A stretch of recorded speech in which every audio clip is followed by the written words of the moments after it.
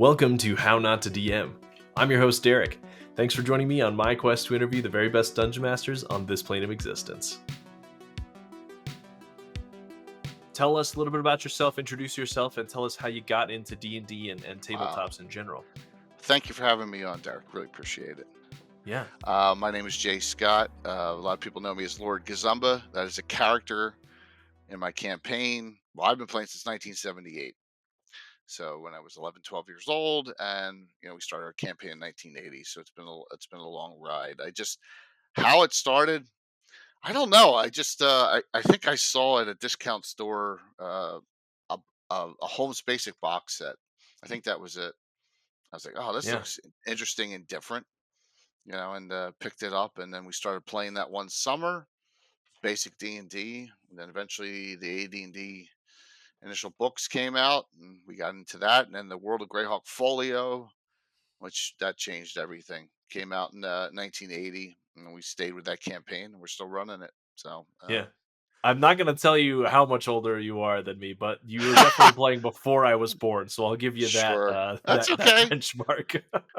Well, at least But I don't think I'm as old as I look, so just kidding. yeah, no, and honestly, I know a lot of people who are into games and are into using their imagination, and they're the youngest people at heart for sure. They're the ones Sure, definitely. who have the longevity. All right, so you picked up the AD&D rules in 1980, the Greyhawk Folio. That's when you started the game that you've been running now. Was that the first time you had started running games, or had you done it a little bit beforehand before you jumped in this current game? So on that Holmes Basic box set, you had the Keep on the Borderlands, Uh-huh. which we played. Who knows how many times we played that over and over. And then Yeah. we didn't know what we were doing back then. Those are the eras of the Monty Hall gaming, if you ever heard that terminology. Yeah. Uh, where anything goes, and you're really not sure what you're doing with the rules, and you're 11, 12 years old. But we had a lot of fun with it. But the true campaign that we started came in 1980 when we had a setting. Now we had a map. We had the Darlene map. We had the Free City Greyhawk on the map. We had all these different countries, all these different interesting locations, and these mountains, Lord Mill Mountains, and these seas. Just a different change at that point, and that's when I started. There was not. If you ever seen the Darlene map, there's like nothing on it. Like there's some cities, but there are each of those hexes is 30 miles. There's like nothing really in those areas. So and Gary Gygax always said, make Greyhawk your own. That's exactly what I did. So and that started at an early age, and for some bizarre reason, I started writing down when I ran an adventure. I started writing down each adventure. So I started number 1, Battle of Outpost 1. There you go. And I've been doing that to this day. So that's how I know how many adventures I've run, and all the ones I've done in the campaign. Yeah. So you have all those paper records. Have you ever digitized them? No. No. No. If you ever look behind I got everything booked, right? Yeah. All my custom rules, notebooks for no, we tried back in I guess when Microsoft Access came out, we Uh-huh. tried that tried the database to spell list.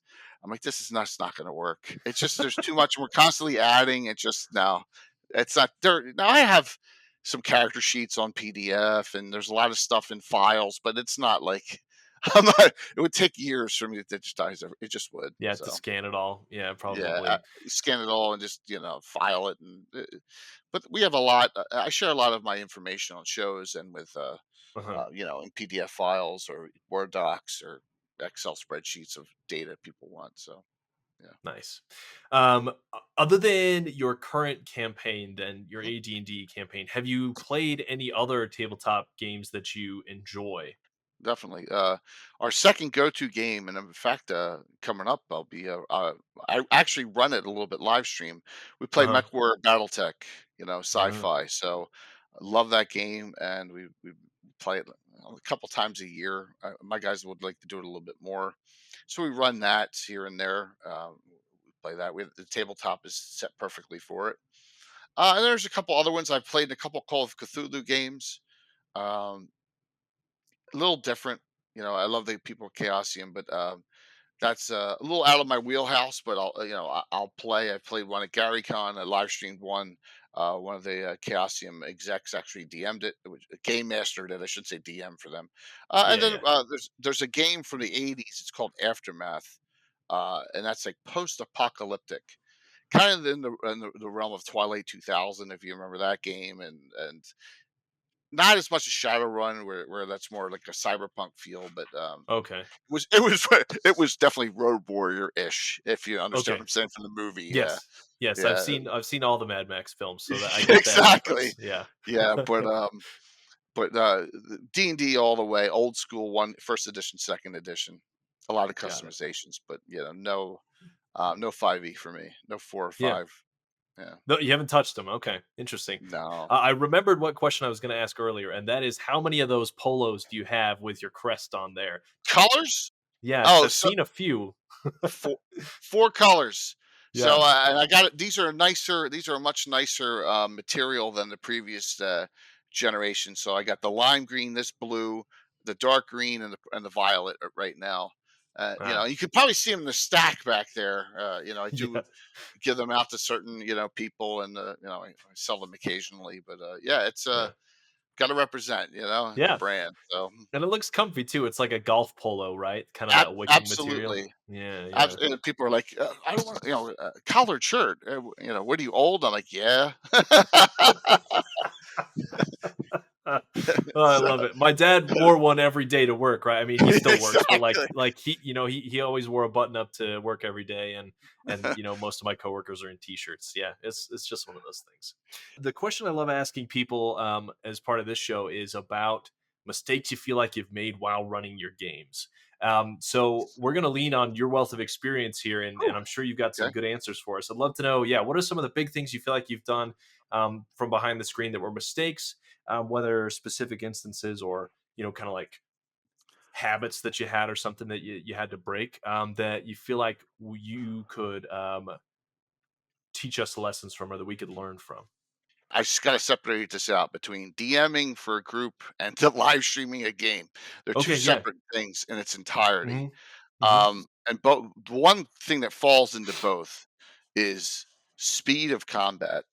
And we were getting to a point back in the day where one round was taking an hour, and this is even I hear that complaint all the time about 5e, but even in our 1e 2e game, it How many was players is that? Just out of curiosity. well, let's With say four or five, Oh, four or but five. still that long of a turn. Yeah, Okay. but gotta remember my group's a little different, and the groups like when my buddy Tim DMs as well, where we play two-player characters. We each have to usually play two, which is a little bit different.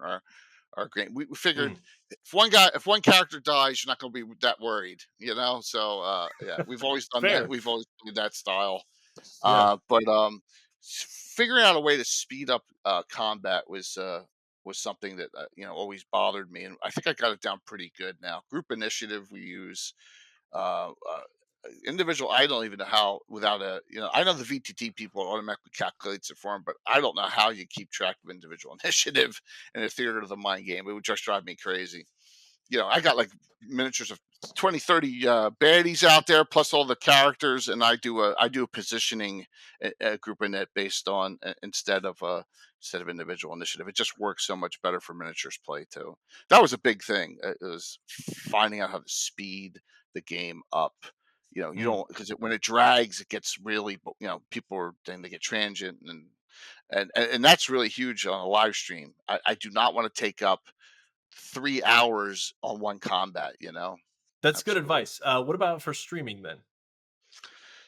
So streaming, and I think I'm going to give you some trade secrets here. I figured out Ooh. the number one thing a D&D stream needs to do to get, you know, to get people to want to watch is get them involved somehow.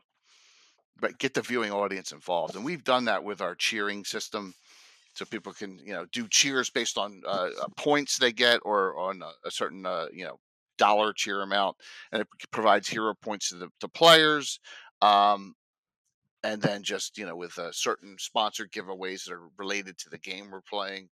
Your audience is there, and they're taking their time to watch you, and so let's be bluntly honest. I'm talking about Thursday nights. I'm not talking about my special games with like Ed Greenwood or other people. Who wants to watch a bunch of 50-plus-year-old white guys sitting around a table? Right? I mean, it's myself and four of my friends, and we're just, some of them are crotchety, some of them could be miserable. They have had a bad day at work. I got to figure out a way to make it entertaining in our game. I think we've done that. I Yeah, think we've, been able to, entice people to watch and participate in what and be vested in the characters and the game. especially the audience aspect of it, right? Like, even if it's a podcast or whatever, unless people care about what's happening, and care about the characters and care about whatever's going on, it they can take it or leave it. Like, I'd much rather just go do something else. But when you care about the story, you care about the characters, you care about the result of the combat, or whatever goal they're working toward, then they're much more likely to be invested in it. Yeah, I think that's great advice. And people want to support those that they like personally. Mhm. So I'm going to be genuine. I'm going to tell it like it is. I'm not going to BS people. I'm just going to, hey, I made a mistake, or be honest, and Right. forthright with things. And I think that goes a long way. Plus, you got Yeah, to people develop a community. You know. Yeah, people good. can Sorry. definitely tell if you're being yourself or not. Yeah, like, I know you got to put on a little bit of an act for the stream just because that's kind of the nature of it. But yeah, they are gonna come because they care about you and they care about what you're doing. When we Yeah. started, and it's almost been 5 years. When we started streaming, two of my players are like, "What are you doing? No one's going to watch this. Why would they watch?" And I'm like, "Trust me, we have a niche that others don't. We're old school. We run Greyhawk content, and we have the best miniatures and terrain that there is in a D&D stream. Period on Twitch." And I think that that's caught on. Yeah, Yeah. it is. It's definitely a good niche. I feel like a lot of people, even if they're new to the game, are going to be interested in the roots of the game and be interested in what you're doing, right? As well as there's tons of people out there who got started playing, AD&D, and D, and then have moved on to other editions or whatever, but remember playing in Greyhawk and remember this kind of stuff, and I'm sure it's a lot of fun for them too. And we always say in our community for Greyhawk, and this is a point I always stress: the edition you play or the game system doesn't matter. It's a Hmm. setting. So we have 1E, 2E, three, a lot of 3Es, a lot of Pathfinders, a lot of 5Eers, a lot of Castles and Crusades players, all playing in Greyhawk. So it's not. Hmm. Yeah, absolutely. It doesn't have to be an old school 1E, 2E player to play in a Greyhawk game.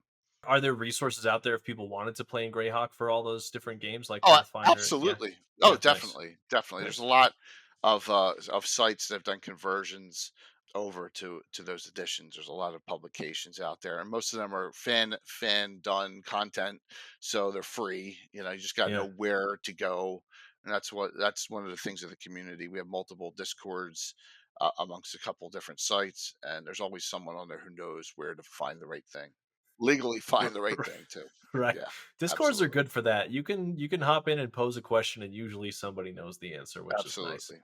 You mentioned you've got a lot of homebrew rules and spells and stuff that you're adding. So it sounds like you've got a lot, but are there any particular homebrew rules or things that you've created that you're super proud of or that are really fun? I have an entire city in Greyhawk, the free city of Altamira, and the great thing about that is Troller Games likes it so much we're going to publish it shortly. Oh yeah, So that's yeah, exciting. and we're gonna place it in air. Though we're gonna place it in the world of air. Yeah, that's being worked on. The Kickstarter for that will probably be at the end of the summer. They have a lot of other more pressing things going on, which we all Right. know about. With the Yeah, we Yeah, don't we even won't talk tell about that people that. now. No. Stripping things out, yeah, but that's going on. A lot of custom. Created a lot of custom classes when we first got the original Player's Handbook First Edition, and even when Arcane came out, they were like, "There's just not enough classes." And I always go back to a friend of mine. He's passed now, and I'm not sure if you know who he is. Leonard Lakofka. He wrote Secret of Bone Hill, L1, L2, ton of publications. Um, but he was so funny. He would just show up right in the middle of one of my talk shows, unannounced. Len's a legend. I mean, we're talking about like Gary Gaga's level at Greenwood, and with Leonard, he would write a bunch of articles for Dragon magazine early in the day. And the first one that we picked up was he made a class, the Archer. And to this day, we use this Archer class with a couple minor tweaks in it. Yeah, and there's a lot. He's done the Death Masters in our class of his. And then there's a lot of other great content out there. You just got to know where to find it. So I've used a lot of those supplemental classes, plus a lot of homebrew classes. Plus, I take ideas from my players, Hmm. and I've made a lot of classes. My buddy Bill, we got probably have to change the name of this one going forward at some point. But he made he made a Maester from the Game of Thrones Oh, Maester, and nice, that nice. yeah, and that's a great supplemental class we have in our game. Yeah, Um, someone who's done a ton of studying and knows a little bit of like a little bit of medicine, a little bit of history, a little bit of like exactly. the world, and yeah, that's really cool. That's a cool idea. Definitely, and we've made that a multi-class option with the base classes. You can have a fighter slash maester, magic user slash. It works really Yeah, well yeah. for our game. And they got all different skills: alchemy, armoring. They can do a whole bunch of. Plus, they got where they can learn musical instruments and all different sorts of things. It's a really neat class he wrote up. I'm really proud of what we've developed over 43 years. My partner in crime, Anna Meyer, who's on all my talk shows, says it's not 1E2E, it's 1.J rules because it's a lot of customization, right? Yeah. So I'm kind of proud of that. With all the different classes. I'm looking right here at the list. I don't know. It's like 46 base classes we have now instead. Yeah, in the 1E2E game, and within inside that, the specialty priest. I have 43 different specialty priests within that one class. I like the RP aspect to come out of the class, if that makes sense. Yeah, yeah. Especially for so there's so many great deities that are polished in Greyhawk, like Dretharian, Heronius. Each of them have their own priest, and you can within that it's that class, it's a priest of Tritharian, the god of justice and revenge. It's got a good deity, you know uh you'll know it in Greyhawk. That's what I love with the flavor of Greyhawk is stuff like that. That's really cool. Those are good ideas. It's giving me ideas for my own games. It'd be fun to have like a maester type. Um, Customization, there's nothing wrong with it at all. yeah. There's a lot of books out on it, and no matter what edition you're playing, coming up with some of your own ideas, it's a good thing. I definitely try to homebrew. I haven't homebrewed like classes specifically because usually my players kind of just settle on one that they like. But I've definitely homebrewed like abilities later on or stuff like that because I find that it's a lot of fun and it lets them further customize what they want to do instead of kind of being stuck with whatever's been published. So Sure. yeah, out of the 43 years you've been running this specific game, do you have a one or two favorite memories of Oh yeah. really epic things that have happened or special things that have happened that you all still talk about? That's a great question. So I believe in the long-term campaign plot arc. Now we have like 26 different adventuring groups. It's a lot to keep track of, but yes, but a lot of them are. It's just hey, every 2 years I say we're not doing first levels again ever, and then 2 years later we do it again. We start a new group, and it's all in the same world though.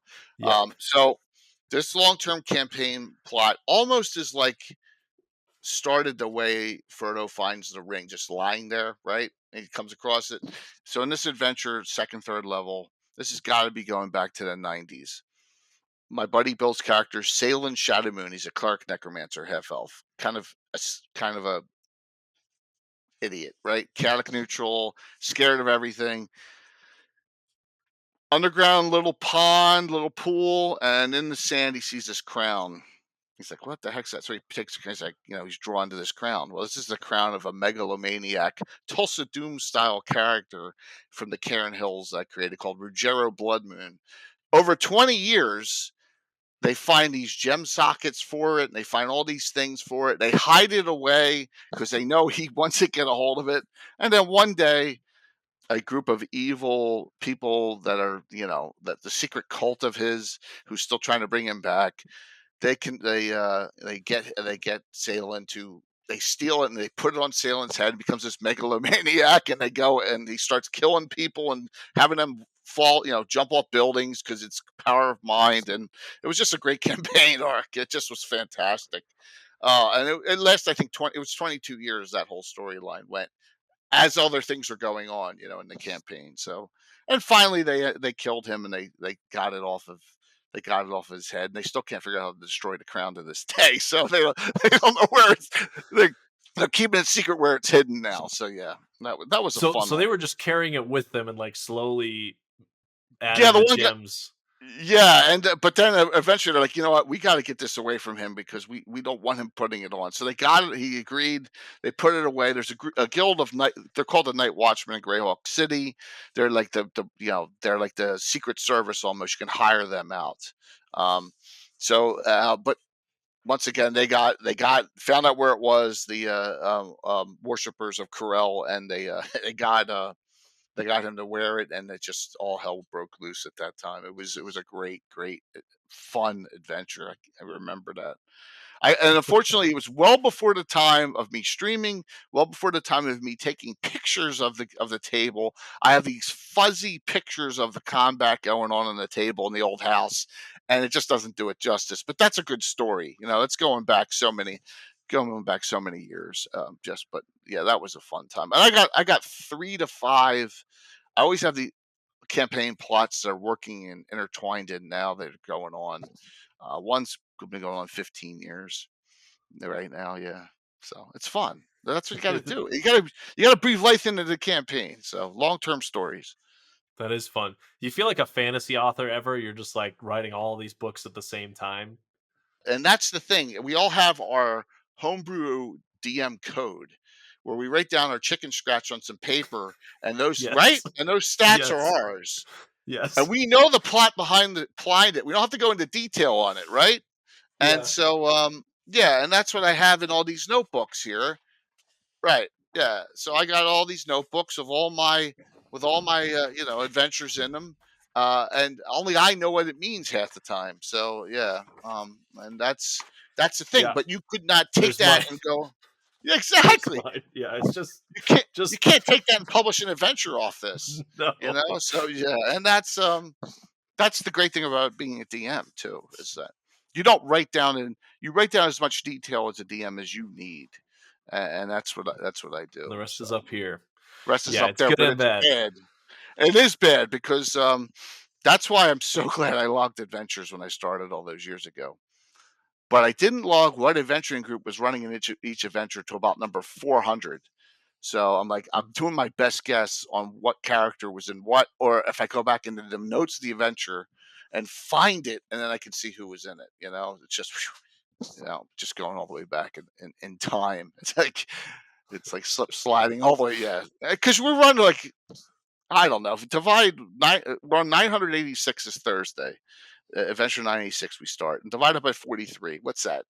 It's I don't almost, know. it's like 45 a year. 45, and that counts a So lot of close special to events I weekly. do now. Yeah, Yeah. yeah, we're running weekly stuff, but we figure we've been together for about 3,300 sessions. That's what we've asked. We have no idea how many, but that's the guess. Back in the days before we were married with kids and all, we were playing 3 times a week and playing all weekend. I got into the hobby after having been married, and so I'm sure it was way worse. I'm glad I didn't have this in college though, because I probably wouldn't have graduated. I would have been way too focused on it. Anyway,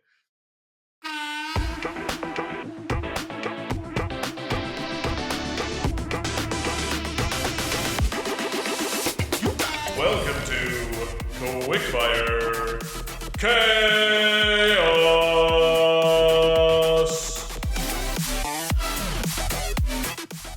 So what I've done is I've got a random encounter generator, and I'm just gonna generate 3 encounters for each of the places. There's city and desert and forest, and Okay, then it's gonna give a little encounter seed, and then you tell me if you were to run this encounter, where would you put it in your world, and maybe who would be some of the key characters that you'd sure, weave into it.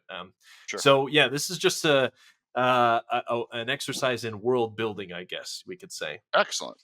All right, so let's kick it off. The first one is going to be a city encounter, and it says this: the party comes across 2 feuding nobles who have started a duel. Okay, so Where in your version of Greyhawk might there be nobles who would be dueling it, and why might they be dueling? We'll go right to it, the free city of Altamira that I have, and let's. There are different varying levels of nobility, of course.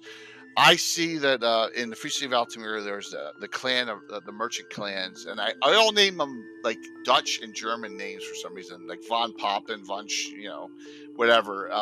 Those, along with a lot of transplants from the Kingdom of Keeland who have relocated here, like the Rothschilds or the Winchesters, I can see both of them having some issues with each other and a little bit of a bar brawl at at the Violet Eyed Lady, which is the most exclusive inn in all of the Free City of Altamira, uh, named after Britomart Aradhel, a noble woman from Selene, an elf, supposedly the most beautiful elf in all of Selene.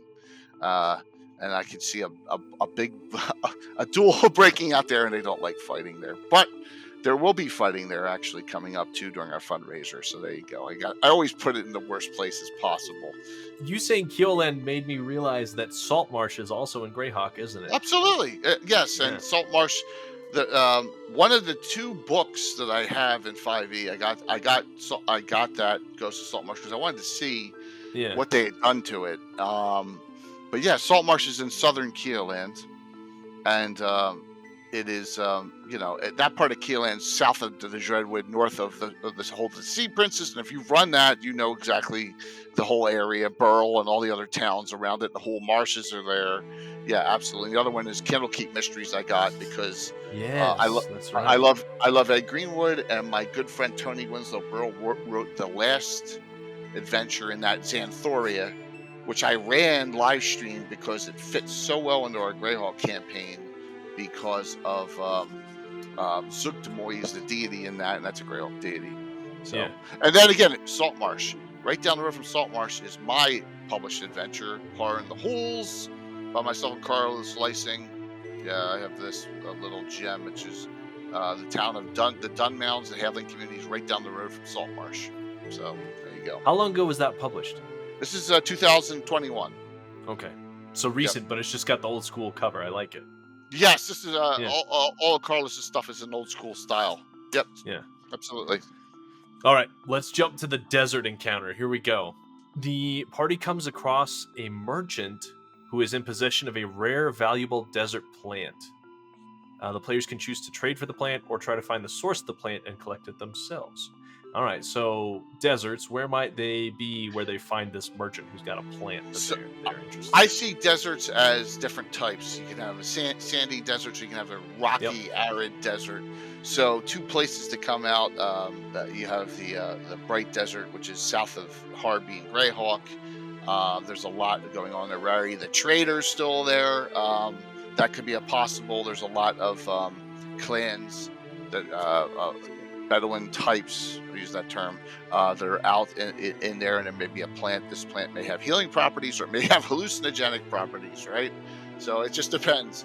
The other would be in the Cairn Hills itself, north of Free City Greyhawk.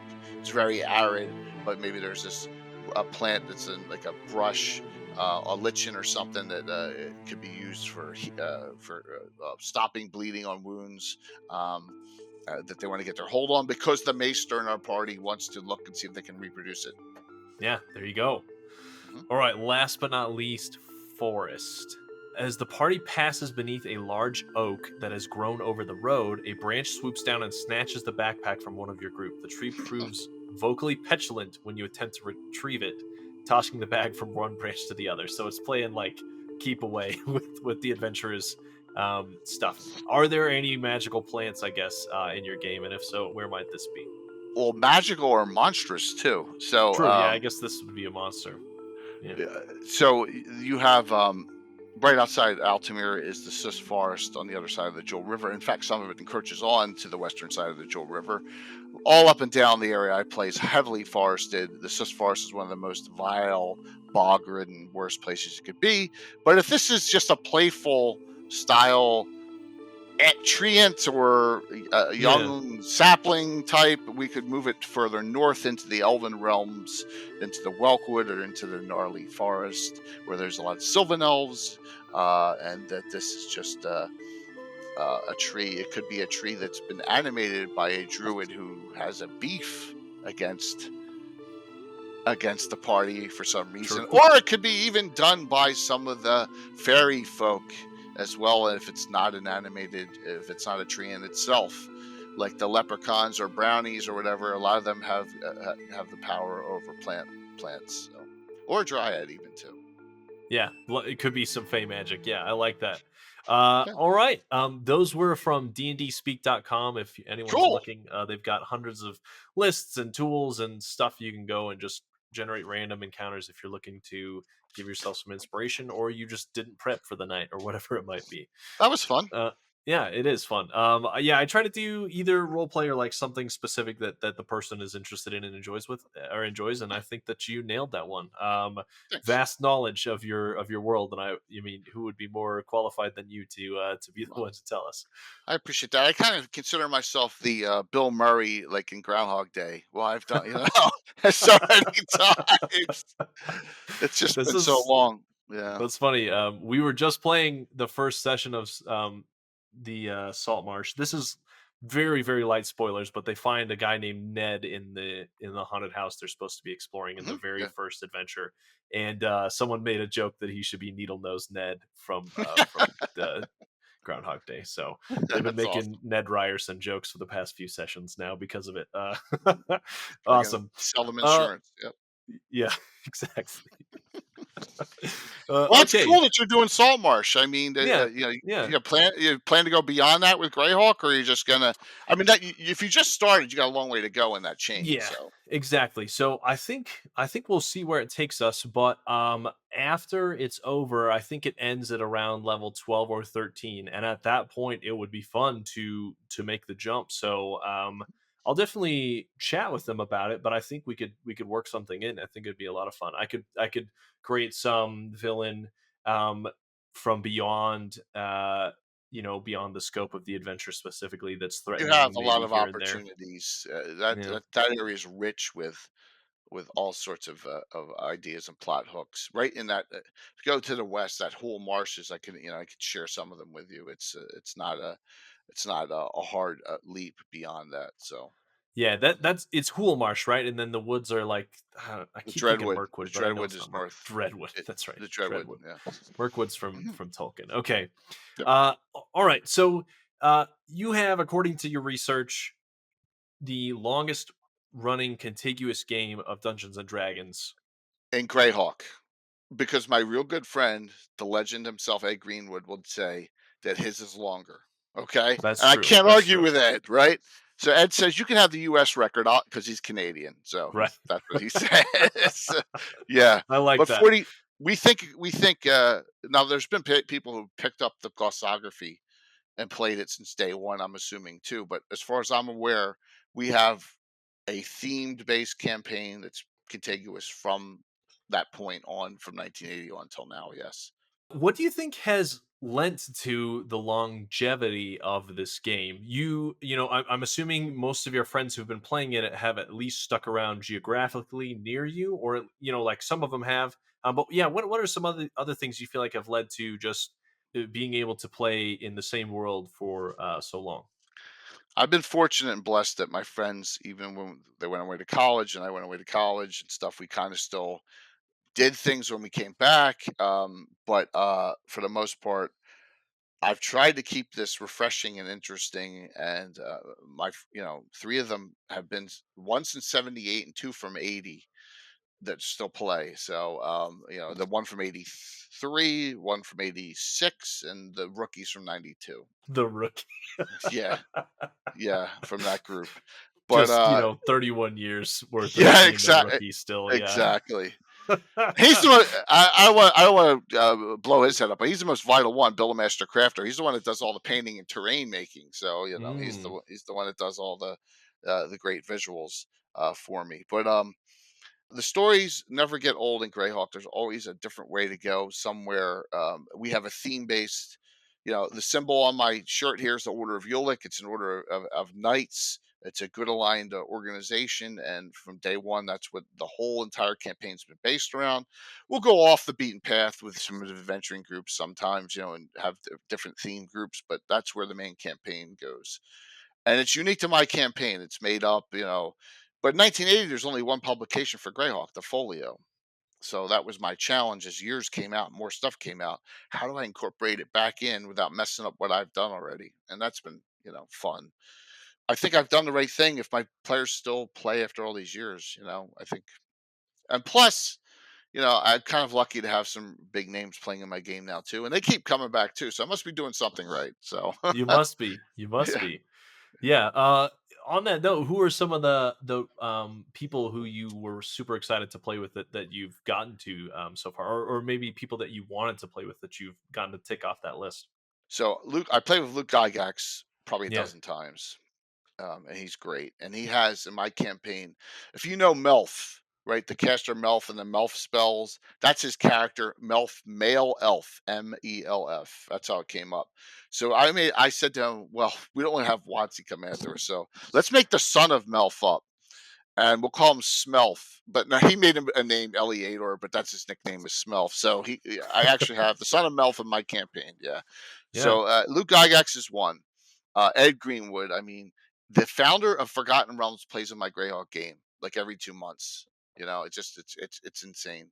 Eric Mona, who basically runs Paizo, and he was a big Greyhawk guy from day one. By the way, all three of these people will be playing in my fundraiser game coming up in February, Nice. which I cannot wait. I broke into Hollywood. I got the actor Todd Stashwick, who's played in my game. He's done a ton of things. Like he was Yeah, in I had the Todd on this show earlier last year, Oh, cool! maybe. You did Yeah. awesome, Yeah, I love Todd. awesome. I loved him in a few other shows that he's done, 12 but when I found out Monkeys. he played D&D, yeah, exactly. When I Yeah. found out he played D&D, I was like, well, I'm gonna see if I can get Todd on the show. So yeah, he's awesome. Yeah, and he'll be at GaryCon too coming up in March, so we'll be hanging out. Yeah, he's a real good guy. So, and just some other wonderful people. There's so many. I'm blessed to have an all-female group that I DM for, and that's fun. The Slav Squad, and there are a lot of streamers I put together. Um, The just Slob Squat Squad. Yeah, they named themselves. And everyone hates the name because it's nothing to do with Greyhawk, but I guess that's a thing where the guys in the gym shorts get down and they make the squatting picture. And so Yes. my friend Anna Meyer, she took she does a lot of heraldry work, and she made a heraldry shield where you have this jester-looking dude on the shield doing it for them. So they have their own heraldry with someone Slav squatting on the shield.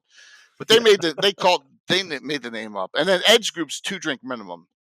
So you can figure where that one goes. A lot of Yes. debauchery in Yes. that group. And in that group, I have Tony Winslow Brill, Eric Boyd, who's a big name in Forgotten Realms, Eric Mengi, Anna Meyer, and then we have a lot of guests rotating through both groups. So they're the two special groups I have going on right now. That's But incredible. then, thank you. That's fun. Yeah. I'm blessed to have this many people want to play. They enjoy playing in the game, and I'm honored that I'm able to do that for them. Yeah. If someone had told you in 1980 that you would be doing this now, I'm sure you'd be like, I don't know what you're talking about. But Yeah, yeah. definitely, Yeah. definitely. Because Ed Greenwood is Elminster. I'd be like, Elminster's. You got Elminster playing your game because you didn't call him Edge, you called him Elminster back then. I'm like, yeah, I guess so. It's surreal sometimes when you think about it. And they're all Yeah. great people. They're all just normal. That's what I love about the D&D world. They're all just normal people. They like to have fun. They make jokes, sometimes very crude ones, but it's okay. They're all wonderful people.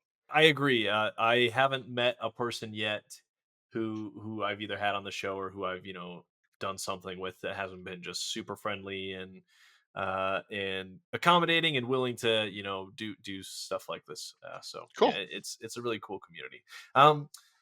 You started streaming a few years ago.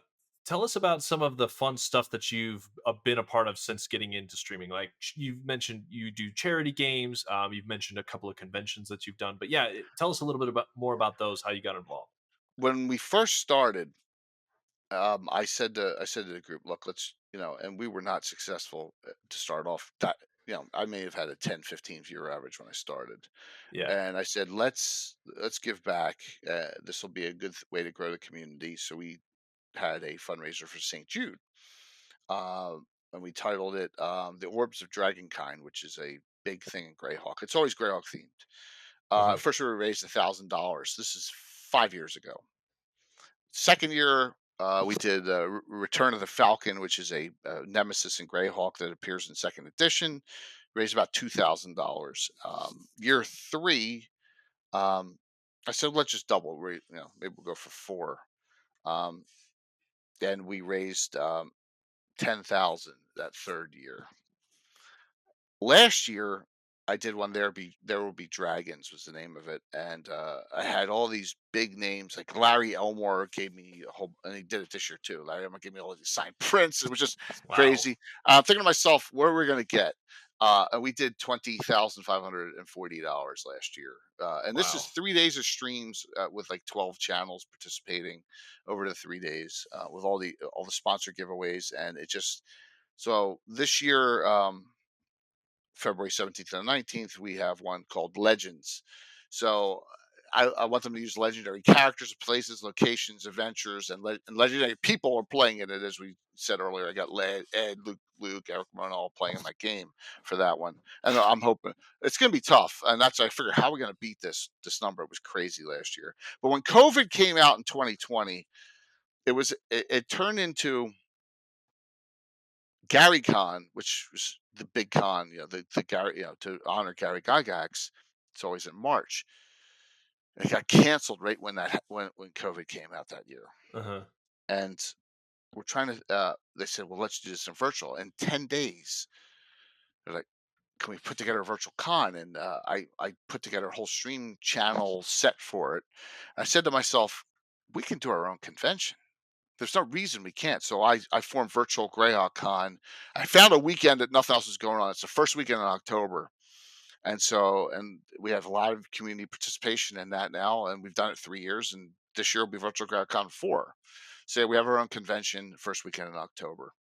And that's taken a life of its own too. So I'm really happy about both. The fundraiser is like the big early at the beginning of the year event, and then Virtual Con's the end of the year event. And in between that, I can take vacations with my family and stuff in the Right, summer, right.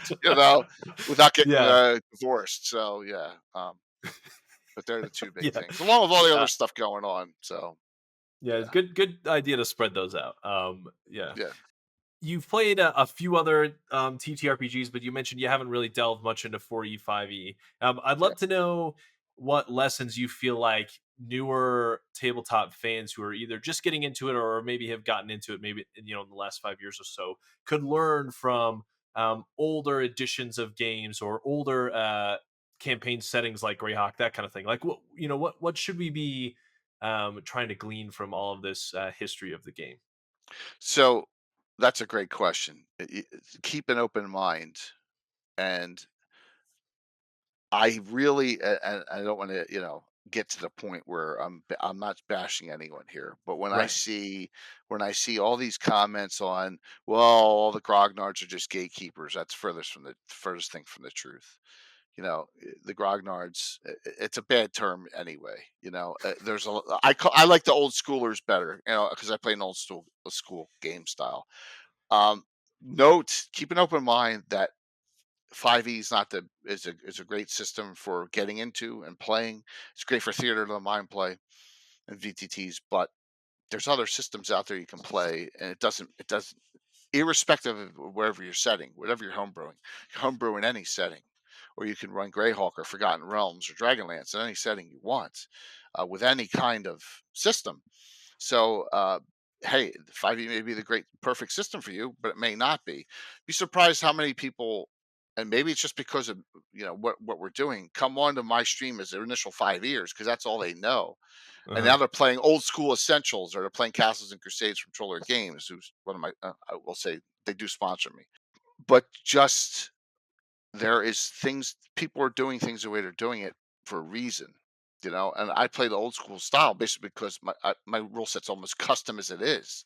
It's really not. It's not verbatim the player's handbook first edition. It's not. There's all sorts of things we've changed, which Uh-huh. is, and that's the thing. As a DM, you can make changes to the rules. You can make tweaks. I think a lot of newer DMs don't realize that they're not. There's a difference between not knowing the rules, right? Which a lot of people are just like, the rules, I don't care, right? Hey, fine, you want to play that way, that's fine. But there's a lot. Almost every game gets a rule stickler player, and you gotta know how to work around that too, right? Yeah. And Yeah. that kind. And just note that as a DM, you can tweak the rules no matter what's published.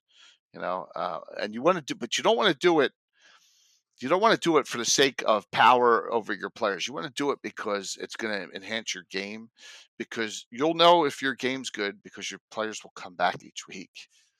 When your players stop coming back, then you know you got a problem, a serious problem. But when your players come back each week, they're enjoying themselves. That's what the game's about. Yeah. Friends, making friends, and that's why. And I keep the politics out of my streams and my talk shows. Same thing. I'll make some joke political commentary on like something, and it may connect to something, Easter egg it to something in real life, but no, only two people out of 500 get it, right? But keep the political commentary out of my game. I want this. I want D&D's an escape. We all have real, a lot of us have real jobs, and we go and we work 40-hour work weeks, and we want to be able to do this as a beloved hobby. That's what I do. Yeah. So you've mentioned a few plans you've got for future content. You're writing something you're going to be kickstarting later this year. You've got these conventions that you've got coming up. Anything else come to mind that you're working on or that you're going to be a part of soon? A big thing is for us on the channel is the 1000th adventure. I mean, we're at 986 now. True, In all true. these years, we're going to be having so I haven't projected out where I think it's going to happen. Sometime over the summer or late summer, I think we're going to have our 1000th adventure, and I got to plan that. And I have no idea what I'm going to do yet for it. I got how momentous it's got to be. Yeah. So that's a big thing. But as far as with Gary Con and the fundraiser and the virtual Ground Con, I'm gonna and I go to PAX Unplugged because it's in Philadelphia. I don't live far from Right. Philly, so I Yeah. go to that. But I need to get to some more cons. Whether that happens or not, Reaper Miniature sponsors me, and I have not been to a Reaper Con yet. I got to get to a Reaper Con. I hear it's fantastic. That's like on Labor Day weekend every year. I'd love to get to North Texas RPG. It's a very small, old school con. I'd love to get to that one too, and maybe a couple others. Game Hole Con. But then again, you got to balance real life against against the hobby. So yeah, Yeah, I'm attending my first one this spring, but that's because it's local here in Utah. So one good. of these days I'll save up some money and maybe make a trip to a bigger one. But yeah, for now, local ones that sounds great to me. It's a close drive. I can stay at home, and you know, it'll be First a lot of time I ever DM'd at a con was 2018 in all those fun. Okay, years. yeah. First time at a PAX Unplugged in 2018. I'm Yeah. all signed up for a bunch of games. I'm doing a panel. Yeah, I'm excited for the games and a little bit nervous, but I've had a lot of people giving me advice on not taking people's feedback too seriously and not worrying about it because you're never going to see them again if it goes poorly. So yeah, My advice to you is yeah, everything takes longer than you think. mm, So if you have a 4-hour window, for me, comfortably, two combats is all I'm going to be able to fit in that 4-hour window. Beyond that, it's a stretch. It's almost like a stream, a one shot in a live stream. You need to uh, know boom, boom, boom, boom, boom, boom. I got to get this moving. And you got to, sandboxing at a con is tough, extremely tough. Yeah. yeah. I'm gonna try to keep it on rails as best I can, Yeah. knowing that players will fight it. But hopefully they understand too. Like you said, it's a con. We're here to like play this game. That's kind of how it is Yeah, with one shots and absolutely. with streams. Like you want to get to the end, right? So work with me a little bit, and hopefully they'll understand. Yeah, absolutely. And you'll have fun with it. It'll be a great experience, and you'll be happy you did it. And Yeah, you may get some more, people to the community off of it too, and that's a good thing. that's true. Yeah, that's another thing I'm hoping to do is connect with some people. I've got some friends locally who have other shows, and we're gonna hang out, and that'll be fun. But yeah, it'll be fun to just kind of meet people who I've never met before, who are into the same things as I am. So yeah. Fantastic. All right, Jay. Coming down to the end here, I'd love to Sure. know what your parting words of wisdom, encouragement, advice Oof. are for new and aspiring and old and crusty and jaded DMs out there. Wow. So, number one, you got to listen to your players, right? And I'm not talking about you got to give in all the time, and that's Right. there's two different things. But you want to listen if there's something going on in your game that just doesn't work, and it's okay to make the change, even on the fly, and then say, "Look, we're gonna test this, or we're gonna try this out tonight." I play test stuff constantly in my games. I'm saying, "Look, this. I'm going to be throwing out you a class I'm thinking about, or some new spells." I'll play test right then and there just to see how things are going. So, yeah, take the words that your players give to you and heed them. Also, take their ideas and implement them. A lot of my custom classes are from my friends and players. A lot of the spells are they've created. You want them vested in the campaign setting. Another thing, this drives me insane, and I'm sorry, I'm going to get a soapbox here. Adventure paths are cool, but when that adventure path ends, that character, you don't have to be finished with that character. I don't. I think this is like something got ingrained in the 5e. You go from 1 to 12 or 1 to 20, and you're done, and you start something else up. What happens to them? That's an opportunity. There's nothing better than crossing groups, coming across each other in the bar, interacting with each other. That's how you build a living, breathing, fleshed out campaign. Don't like just end them and move on to something else. Utilize them, go back to them, or bounce back and forth. I think that's a missed opportunity. A lot of DMs turning in from running adventures and adventure paths, which they call campaigns, but they're not. They're adventure paths, right? It's an Right. adventure path, right? A campaign Module. Yeah. There's a modules, lot of yeah. A words for them. campaign's an Yeah. entire setting, right, where you have a lot of things going on in multiple different places.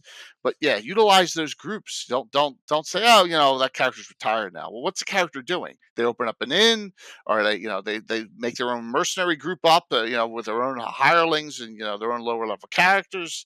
Use those characters. Interact. Interact with the setting, and that's another thing I see. I'm like, I also say that to a lot of streamers too. And I said I'm on a soapbox here. You run a seasons. What the hell's a season? This is not All in the Family, right? Or or the A Team. You don't have season. It should never end. An adventure ends. You go to the next one. Okay. There's no.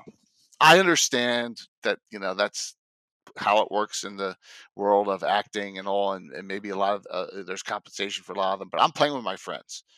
We're sitting around a table and we're enjoying ourselves, and we're not super theatrical. There is RP, but I stream my friends playing at my table. That's what I stream. I don't stream six people up there, all acting. That's not what we stream. So we stream the Right. experience of playing D&D, which I think is more realistic to the majority of a lot of players at home. So I Yeah, think as that makes opposed to content for content's sake kind of thing. I know there's a ton of shows out there that do stream specifically. They're like, we're gonna tell this story. I think Dimension 20 comes to mind. I don't know if you've ever watched any of the Dimension 20 stuff, but they I've like not. have 8 episode, 10 episode arcs.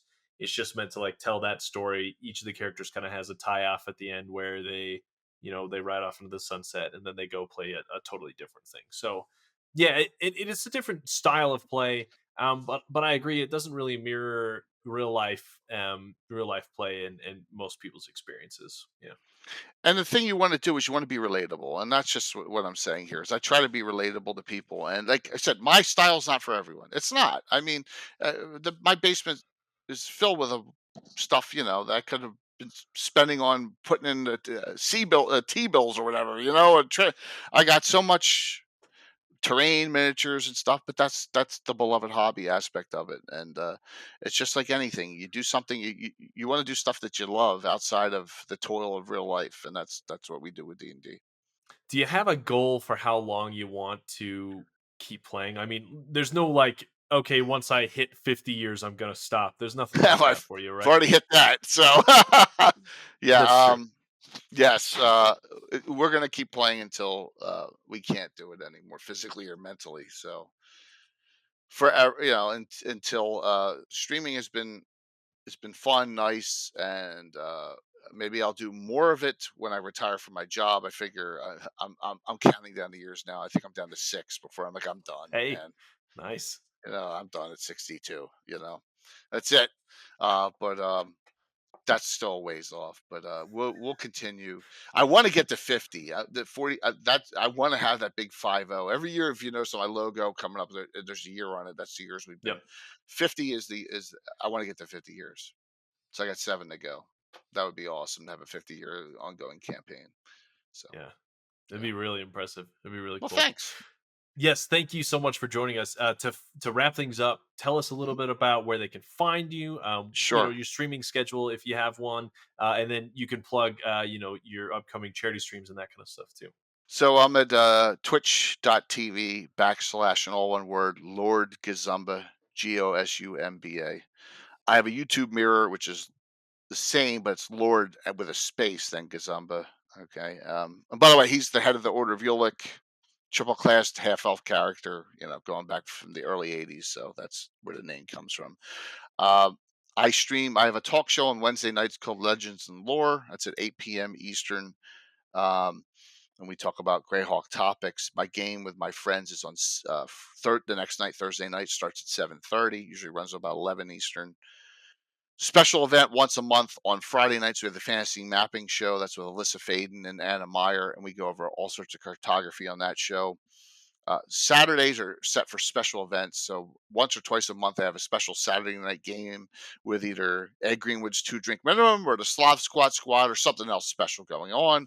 Sunday nights, Gabin at Lord Peakshaven. It's a bar in a city in in the Greyhawk setting, and that is we talk general topics. Special guests come on, and that's Sunday nights at 7. So normally I have the average is about 3.5 streams a week. 3 standard, and usually I throw in something special once or twice a week. So that's why I say 3.5. This week I have 5. So yeah, That's quite the crazy. schedule. Yeah, Yeah, but I'm glad you were able to find time to chat. oh Because sure, I know you're busy. I remembered one other thing I was going to mention, sure. and that is that someone posted recently. I think it was on Twitter that the Darlene map of Greyhawk. She put the names of the mountain ranges in the mountains, so she'd have Mhm. to draw less mountains. I had Uh, Darlene on about a year and a half ago on Legends and yeah, Lore. And so here's a cool thing, that calligraphy, her writing, that's my writing. If you notice on my script on my streams, because it's called Greyhawk Gothic. yeah, And you can buy the rights to use it, the Greyhawk Gothic, which she created because she's a calligrapher too. So yeah. it's really neat. But yeah, Darlene did a lot of, and some of the stories from Darlene are a little sad. The way she was treated back in the 70s and 80s. We won't go into that ugly time, but man, what a legend she is. And that was all done with overlays and stuff. It wasn't digital back then. It was Right. it was a tedious process to make that map.